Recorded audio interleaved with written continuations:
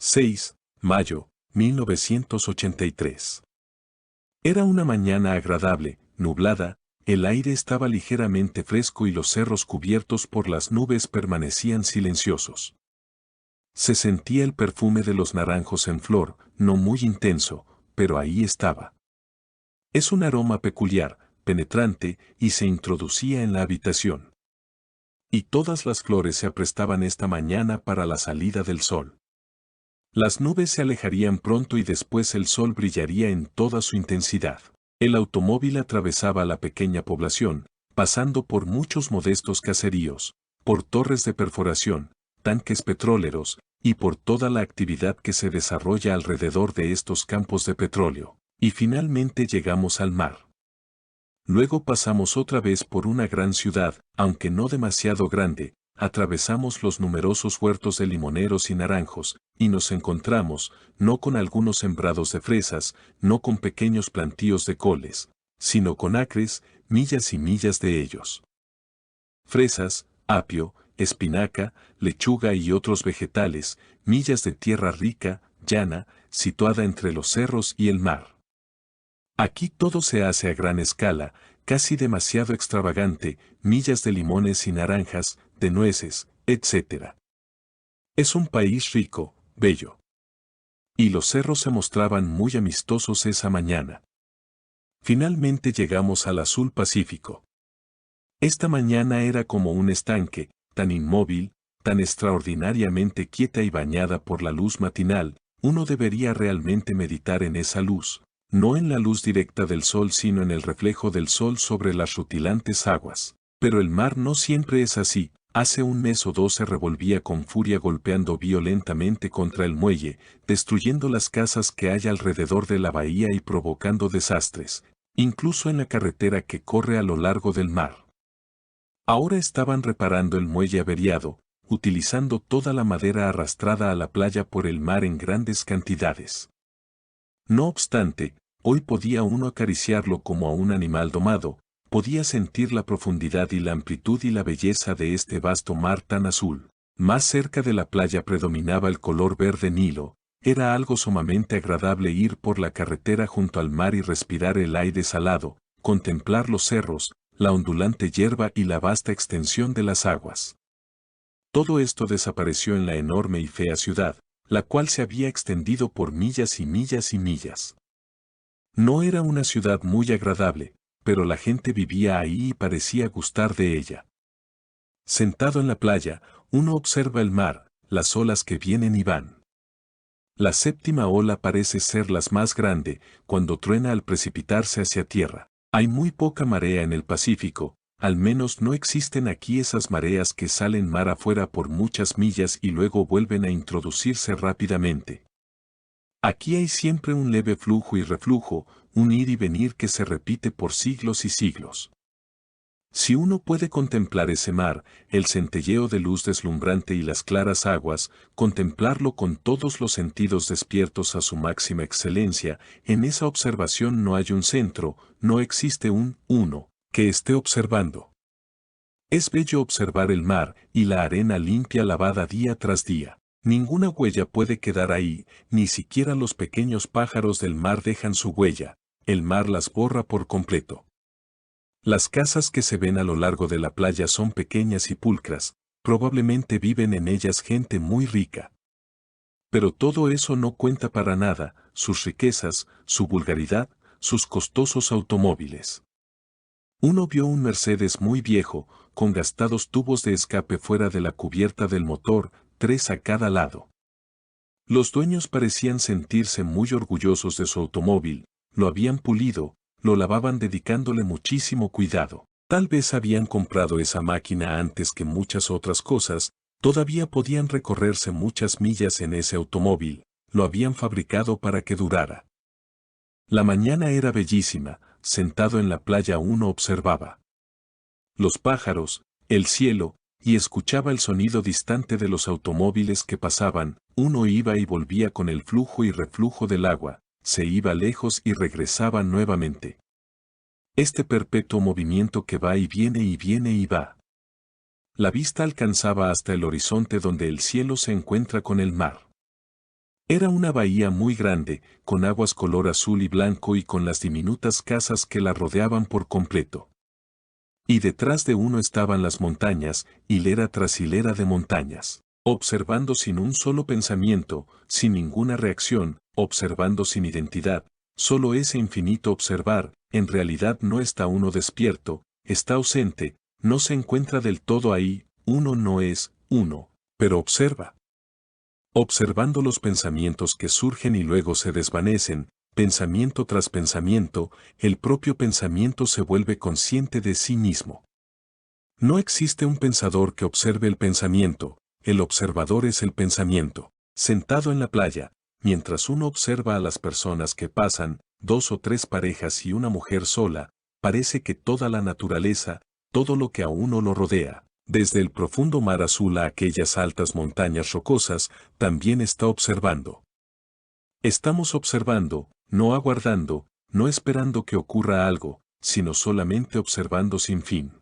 En esa observación hay un aprender, no la acumulación del conocimiento mediante el aprendizaje, lo cual es casi mecánico, sino una atenta observación, una observación no superficial sino profunda, viva y afectuosa. Entonces no existe ahí un observador. Cuando hay un observador, este es meramente el pasado que observa, y eso no es observar sino solamente recordar, y es más bien una cosa muerta. La observación es algo tremendamente vital, un vacío a cada instante. Esos pequeños cangrejos y esas gaviotas y todos esos pájaros que pasan volando, observan. Están atentos a la presa, al pez, a algo para alimentarse, ellos también están observando. Pasa alguien junto a uno y desea saber qué estamos observando. Uno no observa nada, y en esa nada está todo.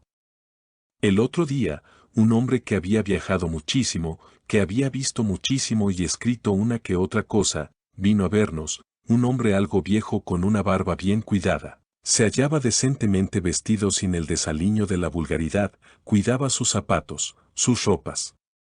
Aunque era extranjero, hablaba un inglés excelente, y al hombre que estaba sentado en la playa observando, le dijo que había hablado con muchísima gente, que había discutido con algunos profesores y estudiosos, y que mientras estuvo en la India había conversado con unos cuantos pandits.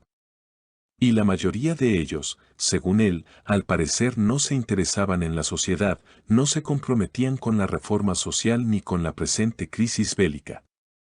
A él sí le interesaba profundamente la sociedad en que estábamos viviendo, aunque no era un reformador social. No estaba muy seguro de que la sociedad pudiera cambiar, de que uno pudiera hacer algo al respecto. Pero él veía lo que la sociedad era, la inmensa corrupción, la insensatez de los políticos, la mezquindad, la vanidad y la brutalidad que imperan en el mundo. Dijo, ¿qué podemos hacer con respecto a esta sociedad? No pequeñas reformas insignificantes aquí y allá, cambiar un presidente por otro, o un primer ministro por otro, son todos la misma cosa más o menos, no pueden hacer mucho porque representan la mediocridad, o tal vez menos aún que eso, la vulgaridad, quieren exhibirse, alardear, jamás harán nada. Producirán pequeñas reformas triviales aquí y allá, pero la sociedad proseguirá su curso a pesar de ellas.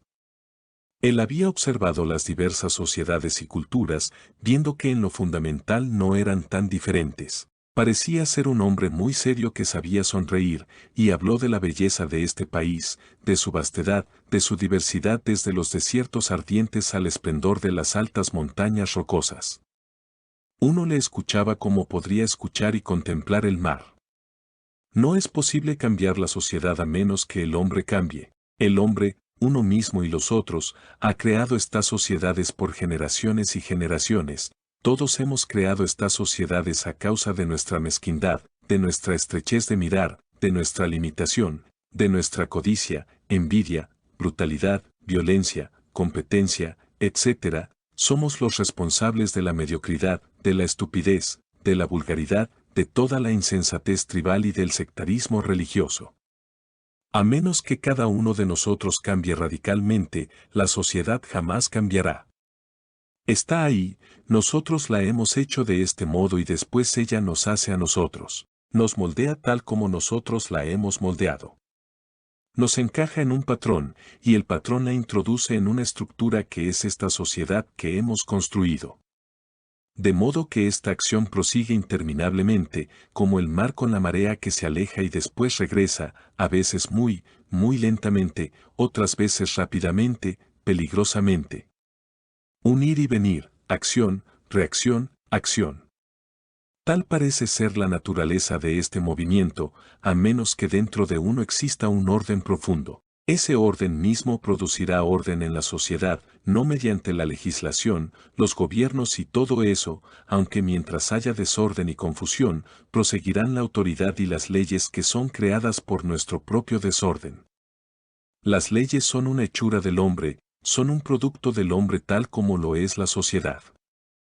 Así, lo interno, la psique, crea lo externo conforme a su limitación, y lo externo controla entonces lo interno y lo moldea. Los comunistas han pensado, y probablemente siguen pensándolo, que controlando lo externo, elaborando ciertas leyes, regulaciones, instituciones, ciertas formas de tiranía, ellos pueden cambiar al hombre. Pero hasta ahora no han conseguido su propósito, y jamás lo conseguirán. Esta es, asimismo, la actividad de los socialistas. Los capitalistas lo hacen de un modo diferente, pero es la misma cosa. Lo interno domina siempre lo externo, porque lo interno es más fuerte, mucho más vital que lo externo. ¿Puede este movimiento detenerse alguna vez, lo interno que crea el medio psicológico externo, y lo externo, las leyes, las instituciones, las organizaciones, que tratan de moldear al hombre, de moldear su cerebro para que actúe en cierta dirección, y el cerebro, lo interno, la psique, que se modifica entonces eludiendo lo externo? Este movimiento ha proseguido durante todo el tiempo que el hombre ha estado sobre la tierra, ha proseguido ya sea crudamente, superficialmente o, a veces, brillantemente, siempre es lo interno dominando lo externo, como el mar con sus mareas que van y vienen. Uno debería realmente preguntarse si este movimiento puede detenerse alguna vez, acción y reacción, odio y más odio, violencia y más violencia. El movimiento cesa cuando solo existe el observar, un observar sin motivo, sin reacción ni dirección alguna. La dirección surge cuando hay acumulación, pero la observación, en la que haya tensión, tiene su propia inteligencia. Esta observación y la inteligencia actúan. Y esa acción no es el flujo y reflujo. Pero esto exige un gran estado de alerta, requiere que las cosas se vean sin la palabra, sin el nombre, sin reacción alguna. En ese observar hay pasión, hay una vitalidad inmensa.